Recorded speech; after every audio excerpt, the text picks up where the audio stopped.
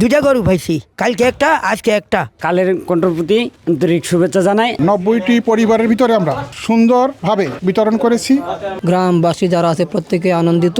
24 বছর পরে মাংস গোস্ত ইচ্ছা মতো আত্মীয় স্বজন নিয়ে আমরা খাওয়া দাওয়া করতেছি। কালের কণ্ঠর যে পত্রিকার একটা নিউজ পাইয়ে যে জেলা প্রশাসক থেকে একটা দারিদ্র গ্রাম, আদর্শ গ্রাম, গুচ্ছগ্রাম নামে পরিচিত বংশগন্ডা ইউনিয়ন মন্তনগর উপজেলা এখানে একটা গরু প্রদান করেছেন।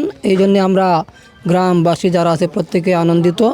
এর আগে এই নিউজ পাইয়া আরেকটা গরু প্রদান করেছেন, ওনার নাম বলতে অনীহা, নামও বলেননি। তবে আমরা গ্রামবাসী দারিদ্র যারা আছি প্রত্যেকেই 24 বছর পরে যেমন চাহিদা মতো আমরা মাংস গোস্ত ইচ্ছা মতো আত্মীয় স্বজন নিয়ে আমরা খাওয়া দাওয়া করতেছি। আমি অন্ধ মানুষ, প্রতিবন্ধী, আমরা কোরবানের গোস্ত খাইতে পারি না। ওই বেড়ার দরুনে আমরা গোস্ত দুইটা গরু পাইছি, কালকে একটা আজকে একটা। এটা আমি আমার অন্তরের থেকে আপনাদেরকে ধন্যবাদ এমনকি স্বাগতম জানাই। ঢাকা থেকে এক ব্যক্তি গরু নিয়ে এসে পাইছি, আরেকজনে দিছে, এখন আবার ইনুসাবে দিছে। বসুন্ধরা ডায়াপেন্ট এখন আরও উন্নত। এই হট এয়ার থ্রো টপশিট দ্রুত শোষণ করে সোনামণিকে দেয় কোমল অনুভূতি। আমরা কালের কণ্ঠের প্রতি আন্তরিক শুভেচ্ছা জানাই, আর যারা দিছে তাদের প্রতি আমরা আন্তরিক অভিনন্দন।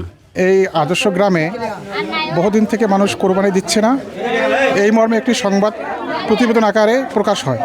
উক্ত প্রতিবেদনের আলোকে আমাদের সুনামগঞ্জ জেলার সুযোগ্য জেলা প্রশাসক মহোদয় এই গুচ্ছ গ্রামে একটি গরু পাঠিয়েছেন উপজেলা নির্বাহী অফিসার মধ্যনগর মহোদয়ের মাধ্যমে, এবং উক্ত গরু মাংস এখানে 90টি পরিবারের ভিতরে আমরা সুন্দরভাবে বিতরণ করেছি। কালের কণ্ঠ একটা নিউজ করেছে, যেটা আদর্শ গ্রাম নামে এক গ্রামে মাংস কুরবানির মাংস না পাওয়ার একটা সংবাদ হয়েছে।